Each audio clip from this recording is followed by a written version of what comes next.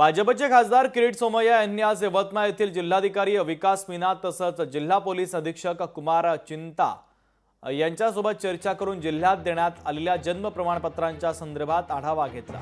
यवतमाळ, अमरावती, अकोला या 3 जिल्ह्यांमधून 50,000 जन्म प्रमाणपत्र दिले गेले। मात्र आता महाराष्ट्र सरकारने आदेश काढला असून 40,000 जन्म प्रमाणपत्र रद्द होणार असल्याची माहिती माजी खासदार किरीट सोमय्या यांनी दिलेली आहे। यवतमाळ, अमरावती आणि अकोला या 3 जिल्ह्यात मिळून 50,000 जन्म प्रमाणपत्र दिले गेले। यवतमाळ मध्ये तहसीलदारांना अधिकार असताना नायब तहसीलदार यांनी उमरखेड, यवतमाळ, वणी, मेटीखेडा, महागाव, दारवा आणि दरी जामणे येथे नायब तहसीलदारनी सुनावणी केली।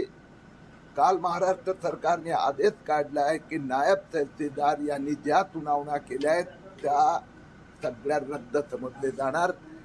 40,000 जन्म प्रमाणपत्र यामुळे रद्द करण्याचा आदेश दिला आहे।